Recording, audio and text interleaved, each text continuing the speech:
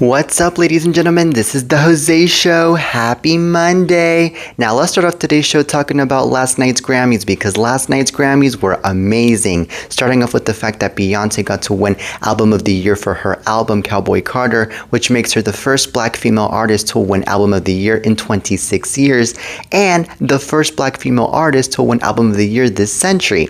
Now, the last time that a black female artist got to win Album of the Year was back in 1999 when Lauryn Hill got to win for her album The Miseducation of Lauryn Hill. Now, I think that it is really sad and really shocking that it has taken 26 years for a black female artist to win Album of the Year once again. But ladies and gentlemen, this just comes to show that the Grammys are finally getting some inclusivity and some diversity. Now, Beyonce wasn't the only black artist to win a major category at last night's show. Kendrick Lamar also got to win for Record and Song of the Year for his song Not Like Us, which happened to be a massive hit last year. Sabrina Carpenter got to win Best Pop Vocal Album for her album Short and Sweet. She also got to win Best Pop Solo Performance for her song Espresso, and Chappelle Roan got to win Best New Artist. Now, for Best Country Album, that was also won by Beyonce for her album Cowboy Carter. Now, I think that this is really amazing that all of these artists got to win at last night's show because they deserve it big time. Starting off with Beyonce because Cowboy Carter is such a good album. It is a country masterpiece and Beyonce really broke barriers with this album. First of all, because she is a black female artist making a country album, which by the way is really rare. Second of all, because this album really had a lot of beautiful lyrics, a lot of beautiful messages, and a lot of beautiful country beats that a lot of country artists would love to have in their records. And let's not forget too that Beyonce really poured her soul into this album like any other album that she has released. Now, I believe that she is long overdue for winning Album of the Year, by the way, because she has lost that category like 4 times. She lost back in 2010 for her album I Am Sasha Fierce. She lost back in 2015 Album of the Year for her album Beyonce. She lost back in 2017 for her album Lemonade. She also lost back in 2023 for her album Renaissance. And now it is about damn time that she gets to be winning Album of the Year. Now, what's interesting is that she got to win over huge artists like Taylor Swift, Billie Eilish, Sabrina Carpenter. And I believe that, man, when you are beating somebody that huge in a category like that, that is where you are basically in a really good path right there. That's when you are finding out that you are actually, getting more accepted by the Grammys, because I mean, we aren't just talking about huge artists, we're also talking about artists that are white artists, So a black female artist winning over white artists to me is really insane, especially. But anywho, I do think though that from now on the Grammys are going to be more inclusive and they're going to be more fair with Beyonce, now that I'm noticing that Beyonce finally got her flowers in a winning Album of the Year. And I believe that it's no shocker that Kendrick Lamar got to win Record and Song of the Year because Not Like Us was actually a mega hit last year. It actually was like the message of the year, let's be honest, because I mean that song was speculated to be a diss towards Drake, and it was speculated to be a song that was about making a change and this and that, and it really caused a huge impact into so many people, into having people realize that Kendrick Lamar is somebody that doesn't play at all and that he's somebody to be taken seriously, so there's also that. So that's why I'm not surprised that Kendrick Lamar got to win Record and Song of the Year for Not Like Us, like literally. And I also believe that Espresso was going to win Record of the Year at least because Espresso was also a really good song, and of course that song was all over the radio, especially during the summer of last year. But I think that Not Like Us definitely deserves this much more in a winning Record and Song of the Year. Now, for Best New Artist, I believe that it was highly deserved that Chappelle Roan would win Best New Artist because Chappelle Roan is an actual new artist. Sabrina Carpenter, in my opinion, is not a new artist. Yes, Sabrina Carpenter is barely making noise with her music. She is barely making hits with her music because let's remember that throughout the past several years, she hasn't been getting any hits. But the thing is that it's very different having to barely have hits versus being a new artist, because you can be an old artist that doesn't have any hits, and later on you will have major hits in your own career, but you yet again were an artist. You were already an artist.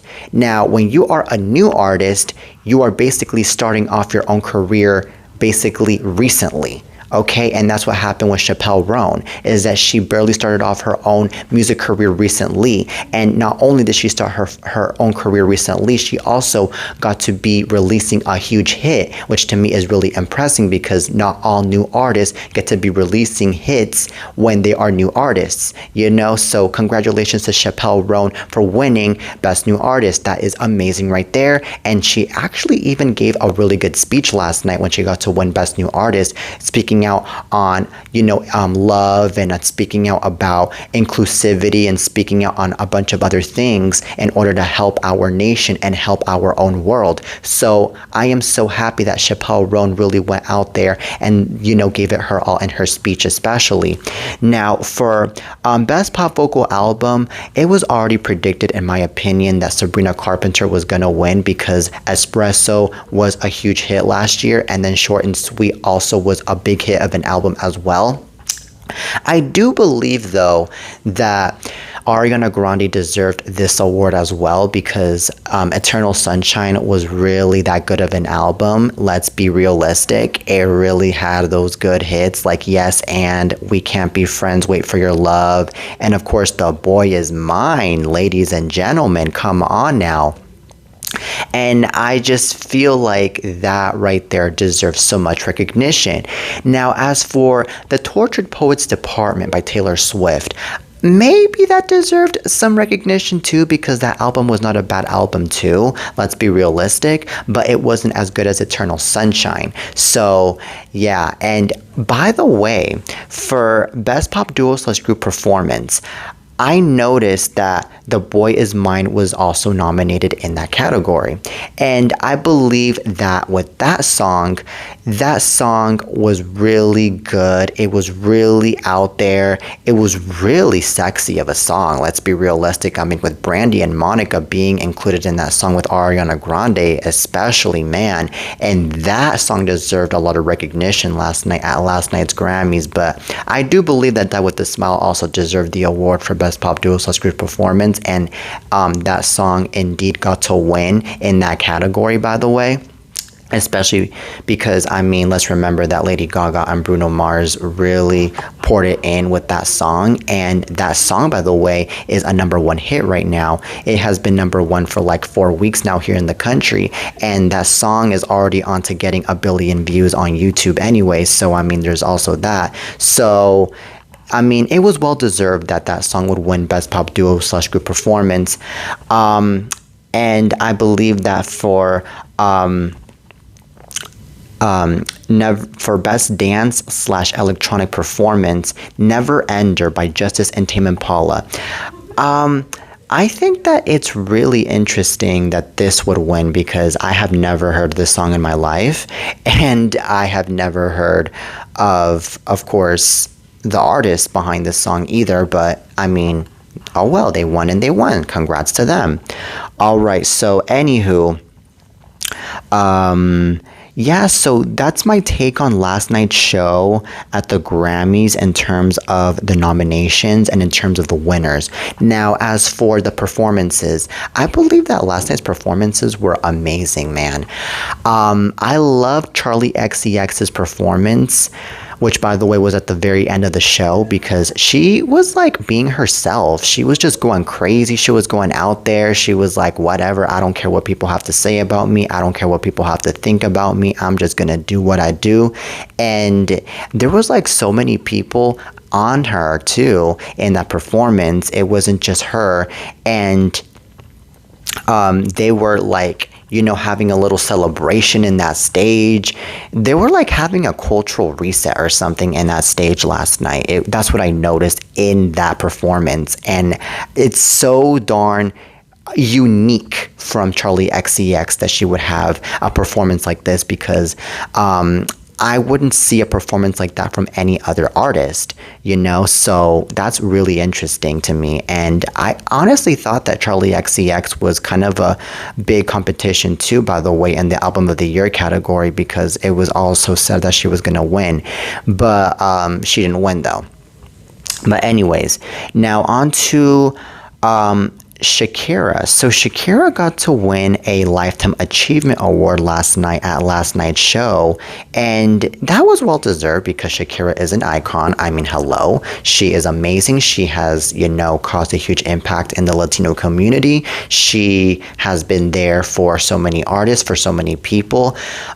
She has been making hits here and there onto this day, especially. And by the way, the woman is already like over 30 years into her own career, and she is still killing it, even though she is single now, and even though she is a single mom. And to me, that's very, very impressive. That's like definitely something to look up to. So that's really cool. Now, let's see, on to Billie Eilish. Okay, so Billie Eilish, she got to perform at the very beginning of the show.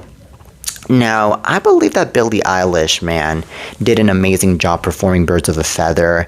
She was not really bad at all with how she was singing the tone of the song and how she was, performing the song. And she was, like being very chill out, She wasn't really like very nervous. She wasn't really like, oh my God, what are people going to say? Like, she was just, like out there, like, okay, this is my time to shine. This is my time to be out there. Now, what I did notice though was that she was dressed kind of tomboyish while she was performing. I mean, I understand that Billie Eilish is, that kind of girl that loves to dress like a tomboy, but I just feel like she should have dressed something different in that performance, because that song Birds of a Feather is actually a very low romantic pop ballad that actually deserves a different representation, instead of a representation of a female artist dressed like a tomboy while performing the song. And I'm not saying it to be shady, I'm just saying what I think, because I just feel like when you're performing, you should actually perform according to the style of the song. But I don't know, though. That's just what I think, man. But I do believe that Billie Eilish, though, was snubbed completely at last night's show, because Billie Eilish was nominated for like 6 categories, I believe, and she lost all of them, including Album of the Year. And I am very surprised by the way that she lost all of the 6 categories, because Billie Eilish, let's remember, she got to sweep the Grammys back in 2020 with her album, When We All Fall Asleep, Where Do We Go? And I thought that she was going to repeat the same thing last night, or at least, win one of the awards. But no, but it was because, the Grammys chose who they wanted to choose. And it was Kendrick Lamar, Beyonce, Sabrina, what we saw last night. And to me, like I said, it was well deserved. And I don't really think that Billie Eilish is really all that sad about the fact that she lost at last night's Grammys, because, I mean, the woman already has a bunch of Grammys anyways. So, I mean, she already has like 8 or 9 Grammys. So, I mean, honestly, to her, it's not all that bad. But anywho, I am surprised though that Taylor Swift got to lose in all of her nominations at last night's show, because Taylor Swift, by the way, is not the artist to leave empty-handed from the Grammys. She is the kind of artist to leave the Grammys with at least 2 or 3 Grammys in her hands, because she is like the Grammy favorite all the time. Let's remember, she got to win Album of the Year 4 times already, for Midnight's 1989, for her album Speak Now, for her other album Folklore, and she also got to win Best Pop Vocal Album for a few of her other albums as well. And now all of a sudden it's like Taylor Swift is forgotten now, or she's not liked anymore or something, you know? But I think that the reason to why they never gave Taylor Swift a Grammy last night was because I believe the Grammys were all like, okay, enough is enough. We've recognized Taylor Swift way too much, and I believe that it's about damn time that we give these awards to other artists. Okay, Taylor Swift already had her shine, now on to the next artist. And I think another reason as to why Taylor Swift didn't end up winning any awards last night at the Grammys was because I think that the Tortured Poets department wasn't really her best work. And here's why. I feel like her album was just a bit too bland, and it was just a bit too into a different direction compared to what she would usually release. Because with this album, she was just very, I don't know, shy from the disses. She was very like shy from, you know, being that pop fun girl, I guess you can say, like she was on Midnights and like she was on 1989. That's another reason as to why I think that Taylor Swift ended up losing all of the nominations that she was nominated in at last night's Grammys, you know. But I feel like this will really motivate Taylor Swift to make a pop record that is just like Midnights and that is just like 1989, that's for sure, because I feel like Taylor really wants to win her 5th Album of the Year win now. She really wants to win Album of the Year for the 5th time. So, anyways, yeah, so that is all of my take at last night's Grammys, and oh my goodness. Let's see what next year's Grammys are going to bring us. All right, but now let's talk about something else. Okay, so let's talk about the controversy that is going on with Carla Sofia Gascon. So Carla Sofia Gascon, as we all know, unfortunately is going through a huge backlash right now because of the fact that she has been exposed for saying a lot of mean things about Muslims and saying mean things about Selena Gomez and saying mean things about many other things in her past tweets. And many people are speculating that she can lose her Oscar nomination because of all of that. And also, she can lose her Oscar nomination because it's also being said that Carla Sofia Gascon got to say mean things about Fernanda Torres, who happens to be nominated in the Best Actress category with Carla Sofia Gascon this year at the Oscars. And I believe that if Carla Sofia Gascon gets to be losing that Oscar nomination, then I think it's well deserved, because I don't think that it should be tolerated that somebody is going to be saying mean things about Muslims and saying mean things about Selena Gomez and saying mean things about Fernanda Torres and so, because I believe that respect is the number one thing, and respect should always be present. It should never go away, okay? And I think that, yes, so Carla Sofia Gascon got to regret all of the things that she tweeted in the past. But the thing is that Carla Sofia, yet again, she already did what she did.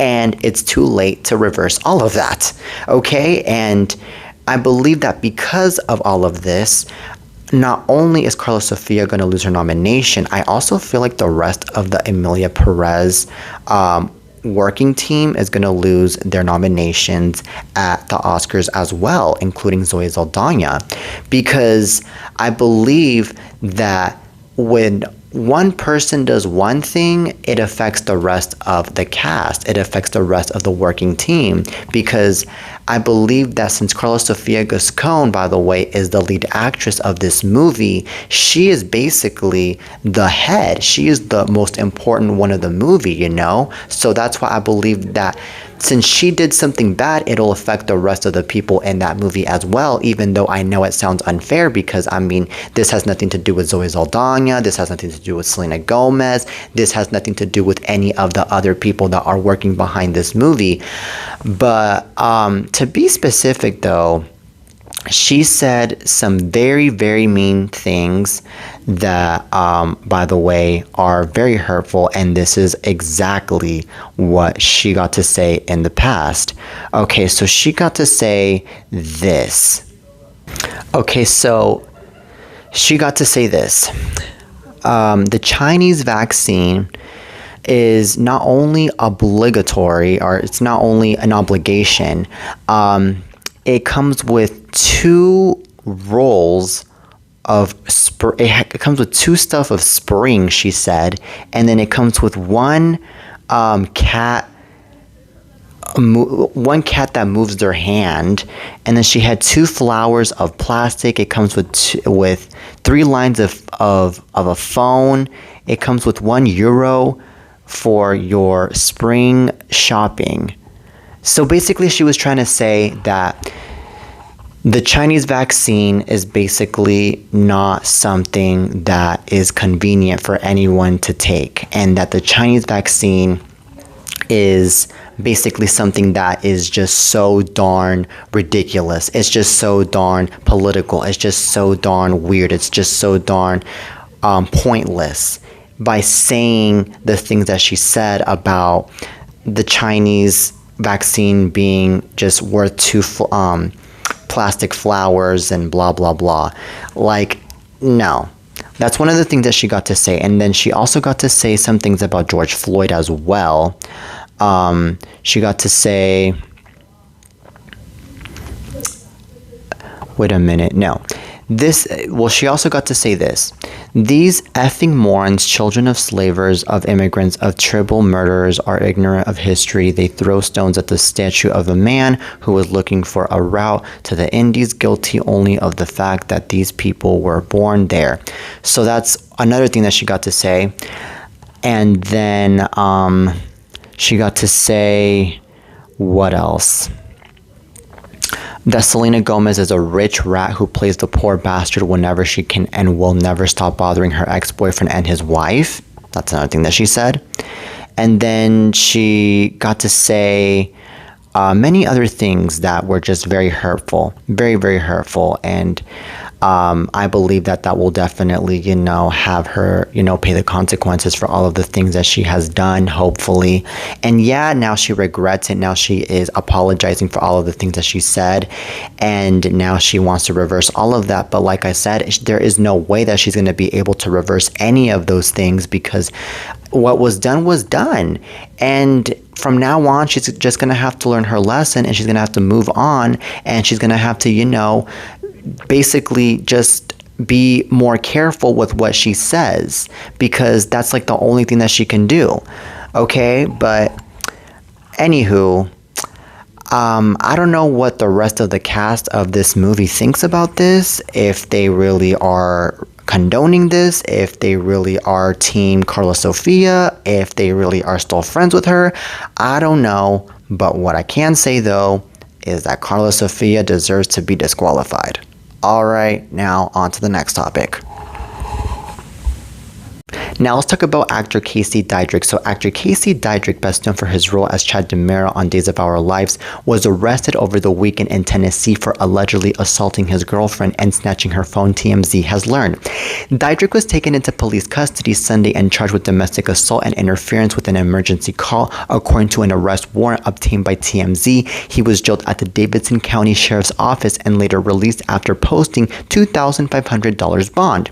So per the warrant, Dydrick told cops he got into a heated argument with his girlfriend in their Nashville home Sunday morning after he got pissed because he believed she was recording him with her phone, so he grabbed it from her.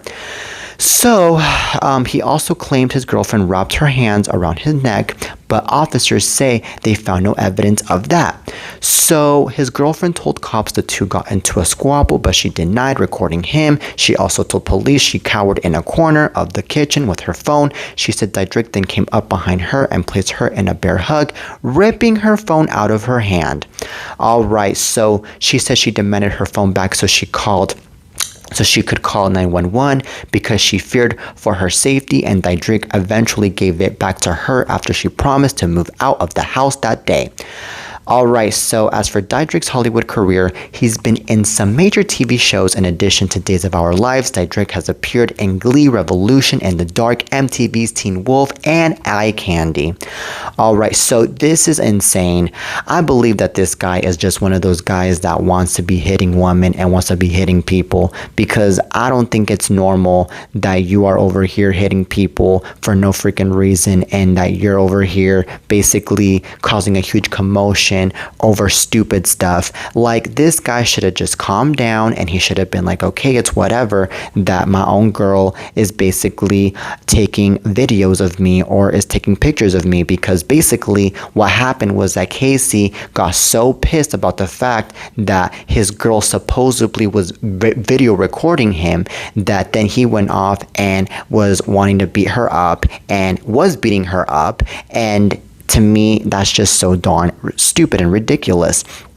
I believe that the fact that he was like very, very insecure about that, by the way, since he even thought that his own girlfriend was recording him, to me is just so darn weird, though, because I mean, yeah, I understand that, you know, there's this thing that you really need to be recording someone with someone's consent, but I mean, when it comes to your own girlfriend or your own boyfriend, I mean, why on earth get too insecure? Why on earth get so pissed about it, you know? Like, come on now. And plus, it's not like his own girlfriend was going off wanting to beat him up or wanting to do something horrible towards him that would really provoke him. No, it was nothing major after all, you know? So this right here is just all a bunch of flames that were small flames that turn into huge flames.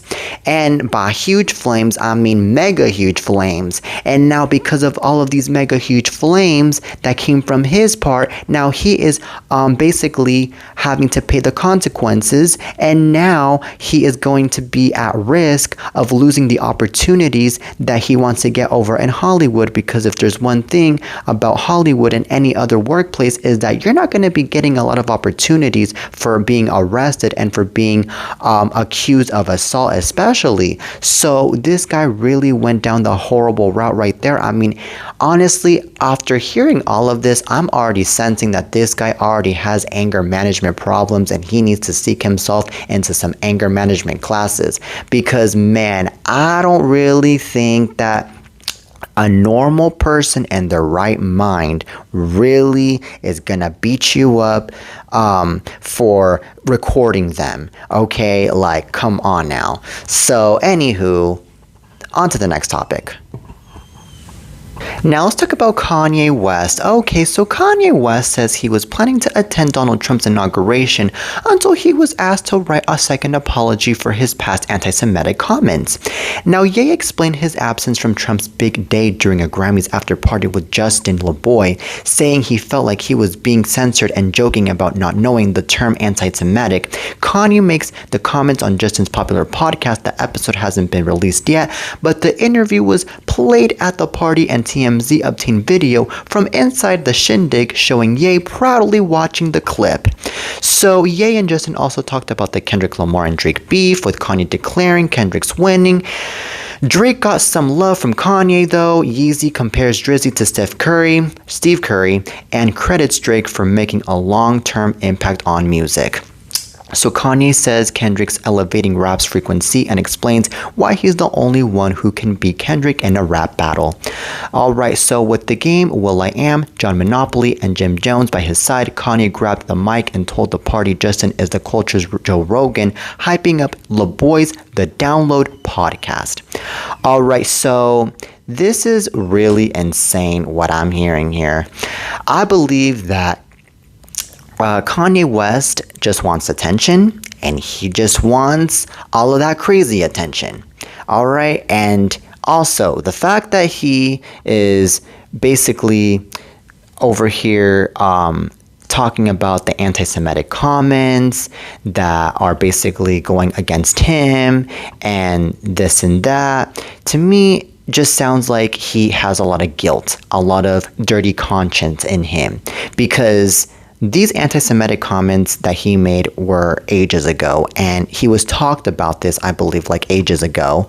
But I feel like since he has a lot of guilt in him, he's like, okay, well, now I'm gonna have to really be normal. I'm gonna have to stop being such a weird racist person, such a weird person that just wants weird attention, like I'm gonna have to just, be that kind of guy that is gonna have to set a really good example for everyone else, and also be that kind of guy that really is normal.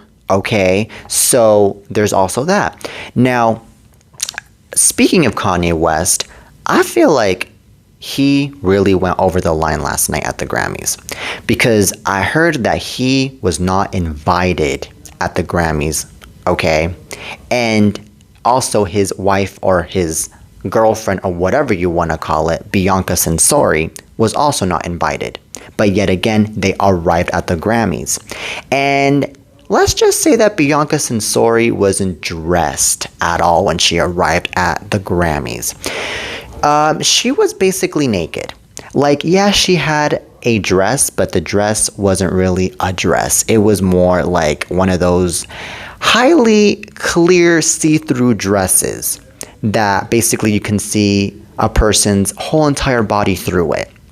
And we were all able to see all of her stuff, let's just say. Her butt, her front, everything. And I was just very disgusted and very surprised that she would do this at a very important ceremony like the Grammys.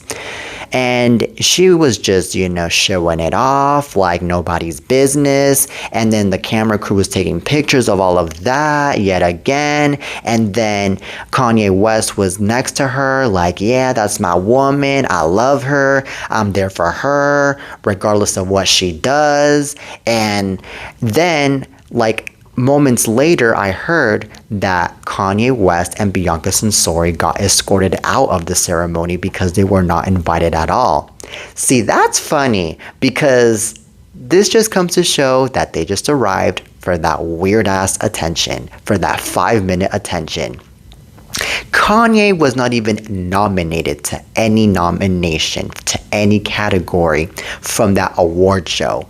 So yeah, I don't even think that this was really necessary. But like I said, they all wanted the attention. And by all, I mean Bianca and Kanye. Jesus Christ, I don't know what these two are going to end up next. But one thing's for sure is that if Bianca and Kanye West would have attended that inauguration a few weeks ago, I'm sure that this woman would have dressed exactly the same to the freaking inauguration. And I'm sure that both Bianca and Kanye would have ended up getting kicked out shortly after that, because we're talking about the White House. And over at the White House, you must dress very, very, very modest. Okay, so I think God does things for a reason as to why they ended up not attending the inauguration after all, and as to why Kanye was basically not invited, I guess, to the inauguration, I guess. So yeah, anywho, that is it for today's show, ladies and gentlemen. I really hope you guys enjoyed today's lovely episode of the Jose Show. Till next time, and peace.